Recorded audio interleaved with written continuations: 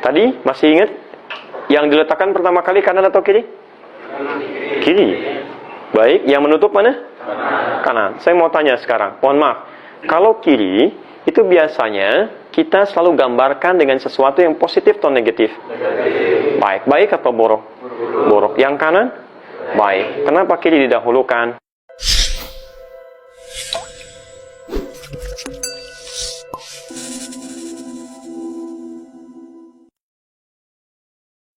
Baik, bismillah. Sekarang perhatikan. Pertama, jika Anda ingin bertakbir, takbir ini disebut dengan ihram dari hadis Nabi di Abu Daud nomor hadis 618, bahwa kalau sudah Anda ingin mulai sholat dengan bertakbir, maka Anda harus mulai menanggalkan, membuang segala yang tidak terkait dengan sholat. Caranya, kata Nabi, lihat, farafa' yadayhi hadwa mankibai. Pertama, angkat telapak tangan ini sejajar dengan bahu di sini. Jelas ya? Baik, sesuaikan dengan bahu masing-masing. Yang kedua, ada alternatif. Diangkat ini di hadis riwayat Muslim nomor hadis 391, termasuk di An-Nasai nomor hadis 1101, diangkat sejajar dengan daun telinga. Jadi yang jempol ya, ini bisa sejajar dengan daun telinga di sini. Boleh kemudian ini pun didekatkan, merapat, gak ada masalah. Baik, jadi boleh di sini, boleh di sini. Paham ya? Dan saya cuma menemukan dua ini. Jadi kalau tidak di sini, itu di sini. Tidak ada yang ketiga. Ini menempel boleh, nggak ada masalah. Ini kita sudah telusuri dari hadis yang paling sahih sampai hadis yang paling palsu. Jadi di hadis paling palsu aja nggak ditemukan gerakan yang ketiga. Baik ya. Jadi kalau antum misalnya mengangkat tidak di dua ini, maka saya agak kurang paham gitu. Ya, hadis palsu aja nggak ada. Ya, antum dapat dari mana gitu kan? Baik. Jadi cuma di sini dengan di sini. Paham sampai sini? Baik, silakan perhatikan, lihat kalimatnya. Fakabbir rafa' yadayhi, angkat. Baik, fokus, buang urusan dunia ke belakang. Jadi, kalau Anda sudah mau bertakbir dalam sholat, sudah dunia nggak usah dibawa, buang. Nggak usah bawa. Mau Anda di sini, mau Anda di sini, sudah. Jangan dibawa, pasrahkan kepada Allah, buang urusan dunia ke belakang. Paham di sini? Jadi, ketika Anda mengangkat seperti ini bukan gerakan hampa makna. Awas, ini kitabnya agak susah dicarinya ini. Hanya ada di kitab-kitab yang terpisah-pisah. Ada Asrarus Shalah, ada Nadharat fi Ma'anis Shalah. Sebagian diterjemahkan, tapi sebagian belum banyak terjemahannya. Tidak mudah menemukan makna-makna ini. Dan jarang dibahas. Ya, jadi ketika Anda mengangkat, bertakbir, kenapa disebut ihram? Karena ketika Anda mulai mengangkat, Anda membuang segala hal yang tidak terkait dengan sholat. Buang, pasrahkan pada Allah. Paham sampai sini? Baik. Yang jadi masalah, Ustaz, saya pengen buang, tapi dunianya nggak mau dibuang. Ya, jadi begitu saya mau sholat, saya ingin tinggalkan semuanya, saya hilangkan. Tapi dia nggak mau pergi.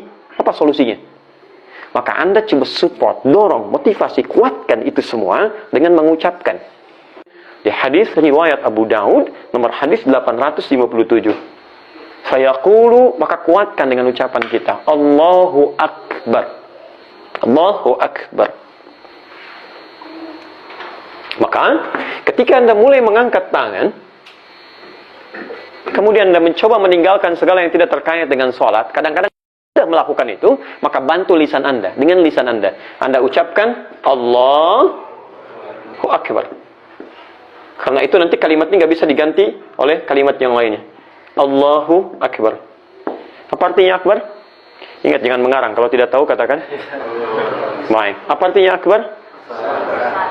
Maha besar. Baik. Apa yang dimaksud dengan maha besar di sini? Saya mau tunjukkan dulu sebentar, supaya kita paham betul maksudnya kemana, gitu kan? Lihat sini. Ya, ini akar katanya dari kata kabura, kabir, kabir. Apa artinya kabir? Besar. Masya Allah. Bukan hanya besar ya. Kabir itu bisa berarti ya besar, agung, penting, prioritas, penuh dengan prioritas. Ya, ini bisa disebut kabir. Masjid kabir, masjidnya besar. Mudir kabir, bos besar. Bukan berarti badannya mungkin besar, tidak. Ada mungkin badannya kecil, tapi dia orang penting. Maka ini menunjukkan ada sesuatu yang penting, yang agung. Masyru' kabir, proyek penting, proyek besar. Nah, ini disebut dengan kabir. Kalau Anda ingin rubah kalimat ini dalam bentuk superlatif, untuk mengangkat yang lainnya lebih daripada yang ini, maka kebalikannya. Tadi Hamzah ini untuk menanggalkan harakatnya I, maka tambah hamzah, ini harakatnya A. Jelas sampai sini? Baik. Masukkan ininya, kabir, kaf, ba, ya, ra. Perhatikan. Kalau sudah ada hamzah, maka ininya mesti dibuang. Kemana dibuangnya Ustaz? Terserah, pokoknya hilangkan. Ya. Ini. Rumus seperti biasa, kalau hamzah atau huruf lain masuk pada satu kalimat, maka ini mesti mati. Kalau untuk menanggalkan harakatnya I, kalau untuk menaikkan bentuk superlatif, harakatnya A. Paham? Baik, perhatikan. Karena ini harakat hamzah, kemudian ini mati, ini mustahil ada I. Ya, I itu ketika dia berhadapan dengan huruf ya. Ketika ya-nya dibuang, kembali ke asal harakatnya. A, kembali ke A. Ya, maka di sini kalimat yang berubah dari kata kabir menjadi akbar. Kalau Anda rubah bentuk kabir jadi akbar secara singkat, ini artinya bentuk superlatif lebih daripada yang ini.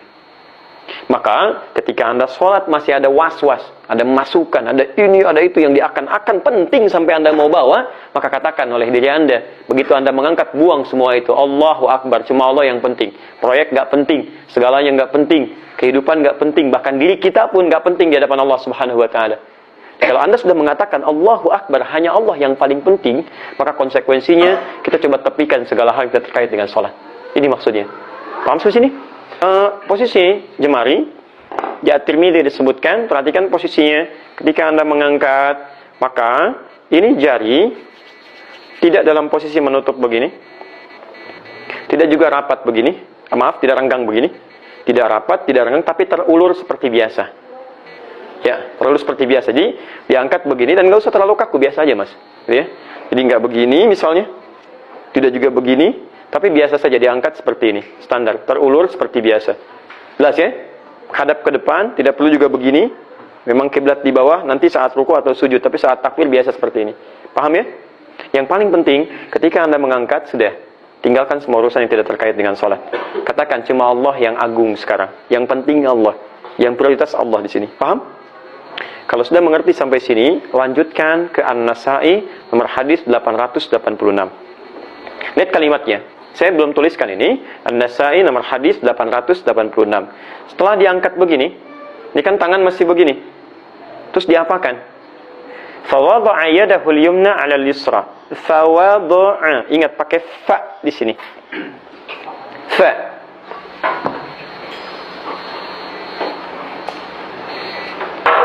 Fawadha'a, maka lekas kemudian letakkan fa. Ingat, saya ingin tunjukkan sebentar ya. Ada huruf yang menunjukkan makna lakukan selanjutnya atau konjungsi huruf sambung. Ada yang menggunakan waw, ada yang menggunakan thumma, ada yang menggunakan fa. Kalau ada peristiwa disambungkan, huruf penyambungnya menggunakan waw, itu tandanya ada jeda antara peristiwa pertama dengan peristiwa yang kedua. Contoh, kalau hadisnya mengatakan setelah diangkat, wa wadha'a, dan letakkan tangan kanannya, yumna adal yusra, maka dari mengangkat ini ke meletakan itu ada jeda. Angkat kan, agak lama baru letakkan. Atau mungkin ada gerakan lain. Kalau menggunakan thumma, jedanya agak panjang. Mungkin ada gerakan lainnya. Begitu diangkat, lama, atau ada gerakan lain, baru diletakkan. Tapi kalau menggunakan fa, ini harfu atfin bila hudud. Huruf perangkai penyambung di antara dua peristiwa tanpa jeda. Peristiwa pertama adalah mengangkat tangan sejajar dengan bahu atau daun telinga. Peristiwa kedua meletakkan telapak tangan yang kanan di punggung yang kiri. Ketika keduanya disambungkan dengan huruf fa, ini menunjukkan kata para ulama tidak ada jeda antara mengangkat sampai dengan menutup. Jadi begitu diangkat, Allah misalnya kan, Hu Akbar, langsung ditutup. Jelas ya? Karena itu tidak didapati, jangankan di hadis sahih, di hadis palsu pun, bahkan yang paling palsu sekalipun, tidak ditemukan gerakan-gerakan lain yang diriwayatkan dari mulai takbir mengangkat sampai menyimpan. Jelas sampai sini? Nah, jadi saya di sini kadang suka mengamati, tapi saya tidak bermaksud menyalahkan ya. Tapi kita menelusuri, ini cara terbaiknya. Kalau Anda temukan alasannya, kita sampaikan, kita bahas sama-sama. Kalau Anda benar, saya ikuti. Kalau saya benar, saya tidak paksa untuk Anda mengikuti saya. Tapi kita ikuti dalilnya supaya kita sesuai. Misal, dari mulai mengangkat seperti ini, kadang ada orang yang beranggapan, Ustadz gak enak lah, gak sopan. Masa kiri duluan ditutup sama yang kanan? Ya kan kanan itu yang baik. Kenapa nggak kita dahulukan yang kanan, baru kiri, baru kita tutup? Jadi begitu takbir, kanan masuk duluan, kiri begini, kemudian tutup. Baiknya? Ya, jadi begitu angkat, Allah, begini. Kadang-kadang lebih khusus sedikit, kaki naik dikit gitu kan. Nah ini, sebagian lah ya.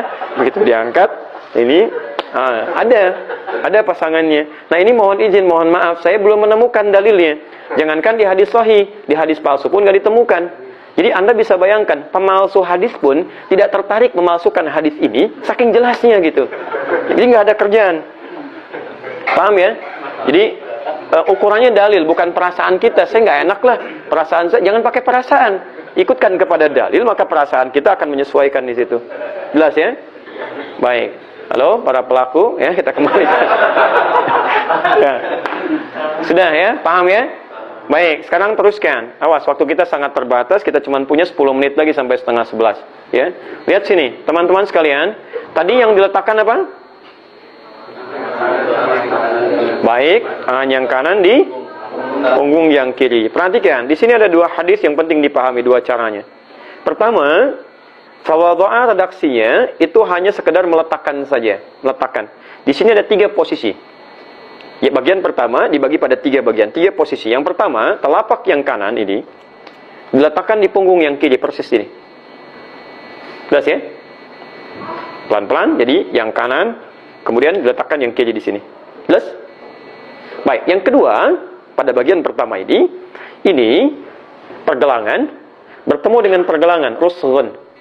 Jadi yang ini bertemu dengan yang ini, di sini. Tapi posisinya langsung ya, begitu angkat simpan. Jadi Anda nggak usah ngukur dulu, angkat Allah. Nah, ya. Nah, ini pas saja, begitu angkat, tutup ya. Baik. 3, Anda kemudian bertemu dengan sa'id. Sa'id itu di sini. Ya, ini sikum mirfaq, ini sa'id di sini. Jadi bagian ketiga pada fase pertama ini lewat sedikit dari pergelangan di sini. Tapi tidak sampai ke sini, ke mirfaq. Nabi menyebut orang yang sholatnya kemudian begini, itu dilarang oleh Nabi. Seperti orang yang sombong, kata Nabi, sikapnya. Ya, maksudnya diasosiasikan kepada orang yang sedang punya sesuatu. Karena kan kalau mau melihat proyek, insyaallah gitu kan. Nah ini ya. Nah dulu orang-orang Arab tuh kalau ingin menampakkan sesuatu yang lebih, dia akan begini. Oke? Jadi cukup di sini, atau di sini, atau sedikit ke sini. Paham? Baik. Teruskan. Yang kedua adalah dengan posisi qabad. Qabad itu menggenggam. Ini cuma ada satu cara, yang kanan menggenggam kemudian punggung yang kiri pas di pergelangan di sini. Jelas ya? Baik. Disimpannya di mana? Halo? Halo? Kalau tidak tahu katakan. Ini nggak terlalu ramai, ya nggak terlalu lama mikirnya. Letakkan di mana? Baik. Lihat sini. Ada yang bilang di perut, kan? Ada yang bilang di dada, ada yang wallahu alam. Yang wallahu alam itu nggak tahu diletakkannya nih sampai sekarang. Baik. Sudah. Lihat sini. Lihat sini. Hadis-hadis yang menunjukkan kepada kita itu ada 2 posisi. Pertama di perut. Perut. Tapi di perut ini diduga hadisnya dhaif. Bahkan dhaifnya agak parah. Dilihatkan dari dinisbatkan kepada sahabat Ali bin Abi Thalib, tapi hadisnya punya persoalan. Ya, jadi wadha'a ala sutrati. Ya, jadi diletakkan kepada di atas pusarnya di sini. Nah, yang ini riwayatnya lemah. Sangat lemah gitu kan. Walaupun sebagian ada yang mengamalkan dan ada yang mempersoalkan, tapi secara hadis kualitasnya diduga lemah. Yang kedua, yang lebih kuat itu dibandingkan dengan yang ini, yang pertama adalah riwayat ala sadri, di dadanya. Mana dada? Nah, ini yang harus Anda ketahui. Dalam bahasa Arab ada 2 jenis kata yang menunjuk kepada dada. Satu disebut dengan nahrun.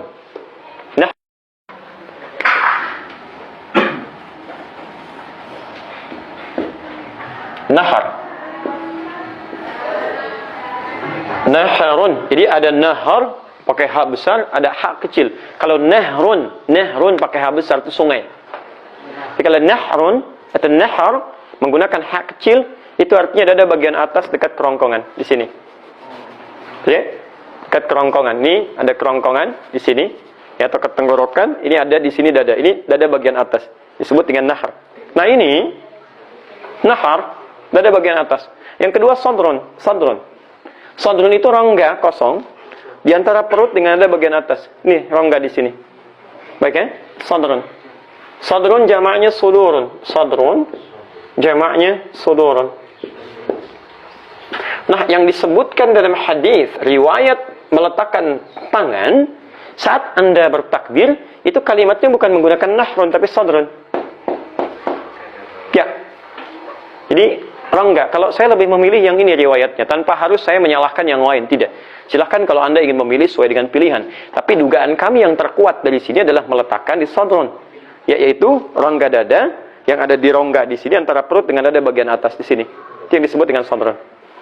Apa alasan yang menguatkan ini? Kita gali sekarang hikmahnya. Teman-teman sekalian, fokus ya, saya agak sedikit cepat. Dulu, di awal mula sholat, itu ketika diajarkan, tidak ada gerakan mendekap telapak tangan. Jadi begitu takbir pertama kali, itu posisinya begini, irsal. Di awal masa sholat. Makanya nanti riwayat-riwayat Imam Malik di kitabnya Al-Muwatta, itu beliau menyebutkan di antara riwayat-riwayat yang ketika bertakbir langsung begini. Itu pun benar. Ada riwayatnya. Di awal masa salat seperti ini. Ini jangan Anda katakan semua yang begini Syiah misalnya. Tidak. Nanti ada lagi yang lain Syiah yang bisa dijadikan ciri khas untuk mereka. Baik itu dalam bangkit dari sujudnya yang suka nepuk-nepuk, atau setelah itu dia mundur sedikit dan dia bangkit lagi. Tapi kalau misalnya takbir begini kemudian tangannya begini, itu jangan divonis Syiah dulu. Karena di mazhab Maliki itu dipraktekkan. Jadi kalau Anda misalnya sebagian Mesir, Libya, Tunisia, Aljazair, Maroko, nyebrang sedikit, Italia, Spanyol, Prancis, dan sebagainya, itu rata-rata ketika takbir salatnya begini. Jadi kalau Anda ke Masjidil Haram misalnya, lihat orang salat begini, pertama jangan disimpulkan Syiah, dan yang kedua nggak usah ditanya. Ya, dia sedang salat gitu. Ya, sedang salat. Ya, saya pernah di Tripoli itu, saya nggak jumpa kawan, udah cukup lama di masjid, masuk, salat belum dimulai. Terus dia berdiri dekat tiang gitu kan, seperti ini. Saya datang, saya kira, ya baru datang berdiri begini, saya tanya. Kita harak, enak, hey, where have you been? Kan kalau bahasa kita di sini, ya kemana aja kamu? Tiba-tiba, Allahu Akbar, ya salat gitu kan? Nah ini ciri pertama. Oke, teruskan. Jadi kapan kemudian kisah ini muncul dan telapak tangan memegang punggung yang kiri? Dan apa hikmahnya? Peristiwa ini terjadi dalam sababun nuzulnya Quran surah ke-11 Hud ayat 114, posisi paling kiri sebelah atas di mushafnya. Quran surah 11 ayat 114. Ini poinnya. Baik, ada seorang sahabat mendekat ke waktu salat, datang kepada Nabi sallallahu alaihi wasallam, "Bima ma'na ya Rasulullah, aqim li haddan." Aqim li haddan. Ya Rasulullah, tolong hukum saya. Masya Allah. Jadi dia merasa melakukan kesalahan. Terus dia berpikir, tolong ini manhaj sahabat ya. Manhaj sahabat. Jadi kalau kita, Mas agak sedikit capek nggak apa ya. Nih antum ikutin aja. Baik. Kalau kita perhatikan, ini cara berpikir sahabat kadang jauh berbeda dengan kita. Sahabat itu kalau berbuat salah, maka dia mencari Nabi untuk menyelesaikan persoalannya. Dia berpikir daripada nanti dibuka dan disiksa di akhirat, mendingan diselesaikan di dunia. Lebih ringan daripada kemudian diselesaikan di akhirat. Baik. Paling ringan akhirat itu, kalau mohon maaf ya, amal jeleknya itu lebih banyak daripada amal solehnya, amal salahnya lebih banyak daripada amal soleh misalnya, walaupun cuma 0,sekian%. Amal baiknya 49,99%, amal jeleknya 50,0001%. Masuk dia neraka. Paling ringannya itu di An-Nisa ayat 56. Posisi paling kanan sebelah bawah. Sebelah atas maaf. Innal ladzina kafaru bi ayatina sawfa nuslihim nara. Orang yang ingkar dengan petunjuk kami akan tarik ubun-ubunnya ke neraka. Tarik ubun-ubun ke neraka. Nusli itu kayak bikin teh celup, dicelupkan. Anda bikin teh celup pernah? Bukankah saat dicelupkan basah, terus Anda angkat lagi begini? Nah itu kullama nadijat juluduhum, ketika dimasukkan hancur semuanya. Plus kulit-kulitnya. Kenapa disebutkan kulit? Karena kulit itu indera perasa yang paling pekat, paling kuat. Jadi kalau ada orang dicambuk satu kali, sakit, sudah kulitnya mulai luka dan sebagainya. Dicambuk yang ke-6 kali, 7 kali, sudah mulai terasa. Ada baal ya? Ada baal. Jadi berkurang rasanya. Nah Allah itu menginginkan tidak ada kurang rasa di neraka nanti. Maka kulitnya dihancurkan semua. Baddalnahum juludan ghairaha. Ketika diangkat, sembuh lagi plus dengan kulit-kulitnya. supaya terasa lagi, nggak berkurang rasa nerakanya. Itu sekali dicelupkan, ukuran akhirat saja, satu harinya berapa lama? 25. Masya Allah. Baik, kalau tidak tahu katakan. Baik, itu yang paling gampang. Quran surah 32 ayat ke-11. Satu harinya 1000 tahun. Fi yaumin kana miqdaru alfa sanatin mimma ta'udun. Jadi kalau dikonversi satu detik ya, satu detik kurang lebih 48 hari. Jadi kalau ada yang dicelupkan satu detik saja ukuran akhirat itu sama dengan 48 hari. Itu paling ringannya. Maka cara berpikir sahabat, kalau saya salah, saya nggak mau diurus di akhirat. Saya selesaikan di dunia. Ya, dunia itu masih mending, masih mungkin dia diselesaikan. Masih ada cara untuk bertobat. Di akhirat bagaimana tobatnya? Tinggal hukuman itu. Ya, bayangkan 48 hari, sakitnya silahkan kalau mau coba. Itu masukkan, angkat, satu detik, 48 hari. Maka dia datang kepada Rasulullah, ya Rasulullah, akim li haddan, tolong hukum saya. Nah, karena waktu sholat mau tiba, Nabi kemudian mendiamkannya. Dan kita tahu sekecil apa sih, sebesar apa sih kesalahan sahabat yang dibandingkan kita. Kemudian sholat, saat sholat itulah kemudian turun Quran surah ke-11 ayat 114. Qimis sholat tarafain nahar wa zulafan minal lail innal hasanati yudhibnas sayyi'at. Begitu selesai sholat, Nabi ingin meninggalkan tempat sholatnya, datanglah sahabat itu lagi, ya Rasulullah hakim li had, dan ya Rasulullah tolong hukum saya salah nih. Kata Nabi, tadi sudah turun ayat. Untuk apa lagi saya hukum? Karena salah kamu sudah dihapuskan dengan turunnya ayat itu. Ternyata, di antara faidah menunaikan sholat yang satu ke sholat yang lainnya dengan turunnya ayat ini, sholat yang kita kerjakan itu otomatis menghapus kesalahan-kesalahan kecil yang pernah kita lakukan. Innal hasanati, lihat, awalnya perintah sholat, aqimis sholat, tarafain nahar wa zulafan minal lail, tunaikan sholat. Sholat ini menghasilkan pahala. Pahala dari amalan disebut dengan hasanah.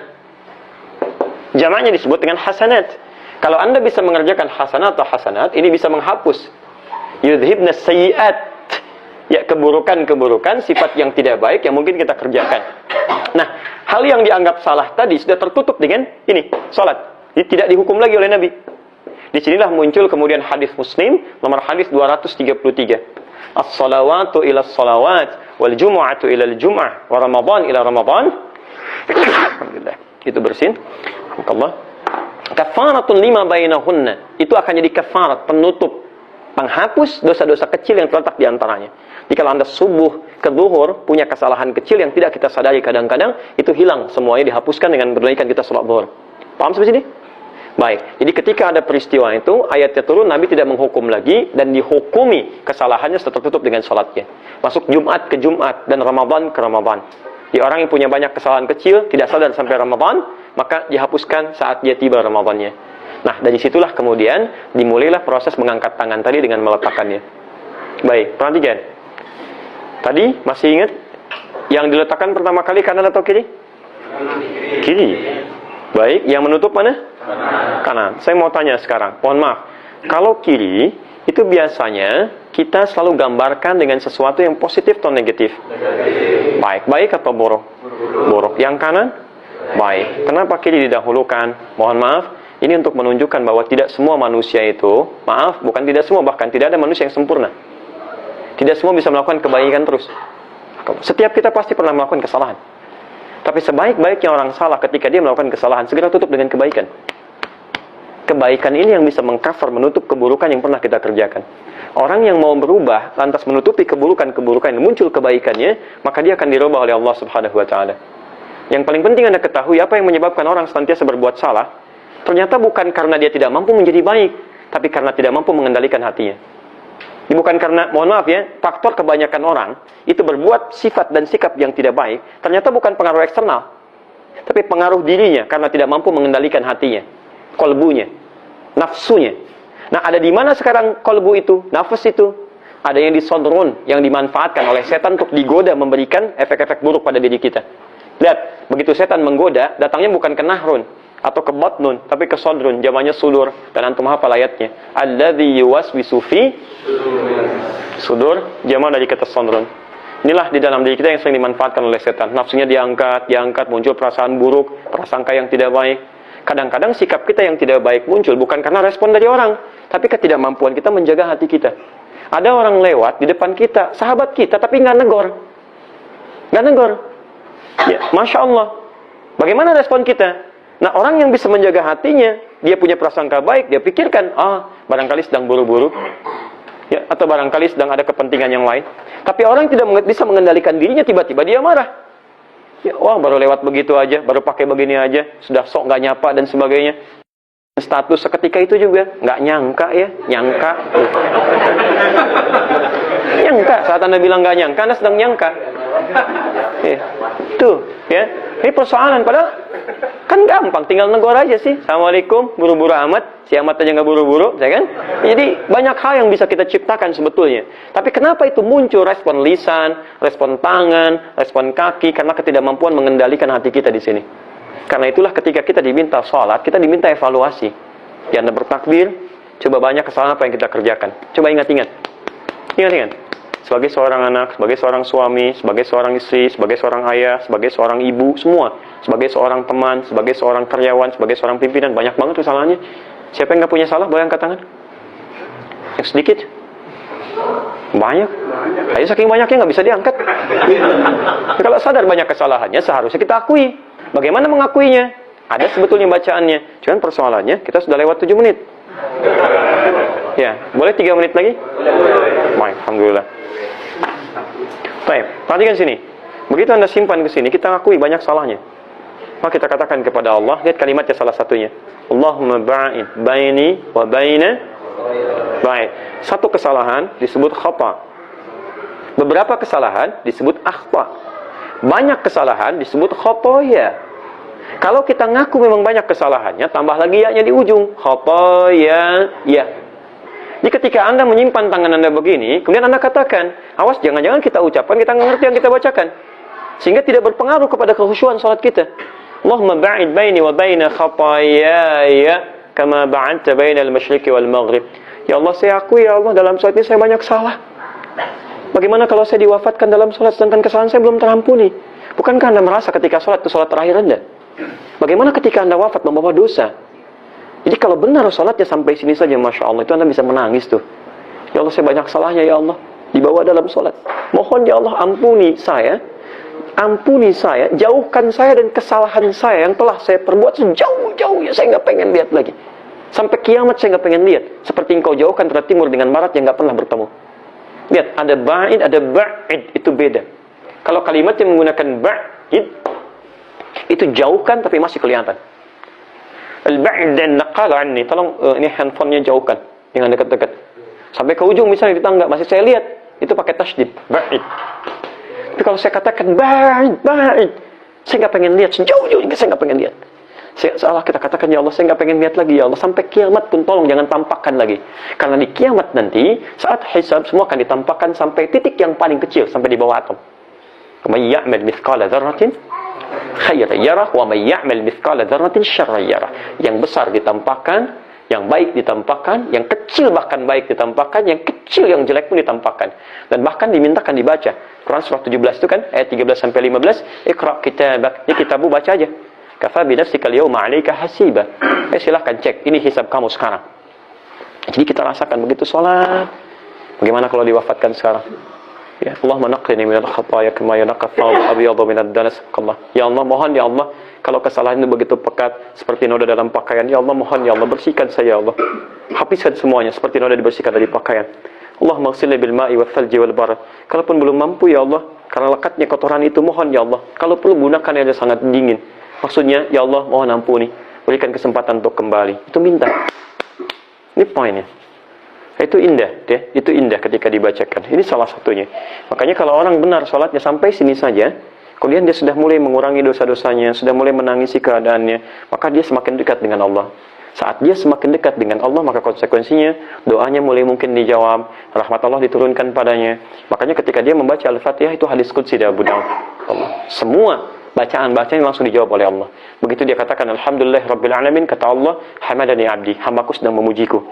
Ar-Rahmanir Rahim, Allah jawab, asna alayya abdi, ya, hambaku tengah mengagungkanku.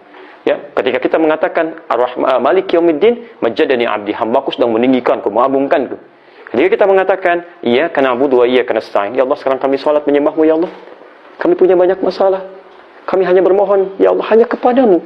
Lihat kalimatnya, hadza baini wa baina abdi. Ini perjanjian antara aku dengan hambaku. Wali abdi ma sa'al. Sekarang apapun yang hambaku minta, aku akan kabulkan semuanya. Apapun. Saya harus sampaikan janji saya, karena saya mau ceritakan tentang hikmah terakhir berdiri itu yang belum saya sampaikan, saya janjikan hari ini. Tegak, kemudian kaki berdiri seimbang. Ini diajarkan oleh Nabi sebelum ke Madinah setahun, Pak. Ini gambaran dari keadaan kita yang harus selalu berusaha untuk menegakkan keadaan hidup kita. Jika kita masih mampu berusaha, maka tegakkan diri kita. Jangan gantungkan hidup pada orang lain. Dia orang yang sholatnya benar, maka dampak dalam kehidupannya, dia akan selalu berjuang dalam hidupnya, berikhtiar, tidak pernah menggantungkan hidupnya pada orang lain. Ya, jangan menegakkan tangan pada orang lain. Ya, makanya sering muncul ungkapan tangan di atas lebih baik daripada tangan di bawah. Tapi kan Ustadz saya mintanya begini, ya, bisa nggak ada alasan. Pokoknya nggak ada alasan, ya kan? Jadi itu kemampuan untuk menegakkan diri ini bagian pertama. Jelas? Nah, ini diajarkan oleh Nabi dengan luar biasa. Yang kedua, kalau Anda sudah mapan, sudah baik, maka hiduplah yang seimbang. Jangan berlebihan. Kadang-kadang terlalu lebar, gitu kan? Semua disampaikan, semua ditampakkan, jalan, Masya Allah, mau ke masjid aja dekat, mau pakai Lamborghini, ngapain sih tinggal jalan aja gitu kan? Yuk, ini saya udah Lamborghini nih, situ Lamborghini itu aja, Masya Allah, udah buang, jalan, udah nggak usah lah, ya bagi-bagi sana sini dan sebagainya, belum diangkat sudah bagi-bagi kartu nama, ya kan? Begitu dilihat ternyata salah gitu kan? Jadi kan jadi persoalan nanti ya. Atau Anda terlalu rapat nih, eksklusif, gaulnya cuma kalangan tertentu aja, ya kan? Atau mohon maaf, kalau harta benda tidak mau bergagi, tutup semua. Ya, jangan seperti itu. Karena kalau cuma pendudukan Anda eksklusif, sudah banyak yang dulu namanya Fir'aun. Atau kalau Anda punya harta cukup banyak, kemudian Anda tidak mau berbagi, ya Korun jagoan dibandingkan Anda. Untuk apa ditiru gitu kan? Hiduplah yang seimbang, tampilkan kebaikan, dan ini luar biasa. Orang yang paling bisa mempraktekkan itu namanya Abdurrahman bin Auf, yang pernah saya ceritakan saat tabligh akbar itu. Beliau cuma modal dari pakaian, ditawari harta benda, tapi memilih untuk mempraktekkan poin sholat yang pernah Nabi ajarkan kepada beliau. Dipraktekkan di Madinah, dalam kisaran waktu yang sangat singkat, tiba-tiba jadi orang paling kaya di kota Madinah itu, yang kapaknya saya terbuat dari emas. Kapaknya terbuat dari emas. Satu kali, saya tutup, ramai di Madinah, sepeninggal Nabi. Sayyidah Aisyah radhiyallahu ta'ala anha bertanya, ada apa di Madinah nih? Orang mulai laporan, kok ramai begini? Kata orang-orang, ini kafilahnya Abdurrahman bin Auf radhiyallahu ta'ala anhu datang. Kafilah itu rombongan dagang. Keridanya berapa? 600 unta. Setiap unta membawa emas permata yang penuh di pundaknya. Anda bisa bayangkan. Kafilah Abdurrahman bin Auf datang, membawa 600 unta. Di setiap punggung untanya, semua penuh dengan emas, mutiara, dan sebagainya. Berapa nilainya tuh? Begitu datang, ramai masuk Madinah. Terus kemudian kata Sayyidah Aisyah, saya mendengar riwayat dari Nabi SAW bahwa Abdurrahman bin Auf akan masuk surga dengan merangkak. Merangkak itu gambaran dari lambat, bukan merangkak begini. Lambat, saking banyaknya harta yang dititipkannya, scanningnya itu luar biasa. Ya tapi nggak apa-apa lah ya, kaya masuk surga merangkak daripada miskin nggak jelas, itu kan? Baik, ini lumayan. Ya. Tapi yang paling menarik ketika mendengar kalimat itu, apa kata Abdurrahman bin Auf? Masya Allah, saya sedekahkan semua harta itu. Bayang nggak? Ketika disebutkan Abdurrahman bin Auf masuk surga dengan merangkak, lambat, karena banyaknya harta yang akan dihisab. Kata Abdurrahman bin Auf pada saat itu, saya sedekahkan semua itu untuk memperingan langkah saya masuk surga. Saya kebayang nggak? Nah, terus apa yang antum gunakan dengan harta antum selama ini? Silahkan cek kitabnya At-Tibyan fi Adab Hamalatil Quran, karya Imam An-Nawawi. Saya punya cetakan dari Kutub Al-Islamiyah, warna merah marun, halaman 38, paragraf pertama, baris 1 sampai 2, posisi paling kanan sebelah atas. Itu Abdurrahman bin Auf, orang kaya, pebisnis sukses, sahabat Nabi. Tapi tahukah Anda, bukan cuma sholat fardunya, beliau masih menyempatkan diri setiap malam tahajud tanpa putus. Bahkan seringkali hatam Quran dalam tahajudnya. Sahabat Nabi, kaya luar biasa, kapaknya terbuat dari emas, dekat dengan Nabi, di zaman masuk surga, masih tahajud, bahkan sampai hatam Quran. Antum sahabat Nabi bukan, tabiin bukan, tetangga Nabi juga bukan, surga belum jelas, kapak aja belum tentu punya, ya kan? Masya Allah. Coba cek, jangankan tahajud, sholat fardu masih tertinggal. Cita-citanya lebih hebat daripada Abdurrahman bin Auf. Masuk surga, pengen surga apa? Firdaus, tanpa hisab. Oh, Masya Allah, luar biasa.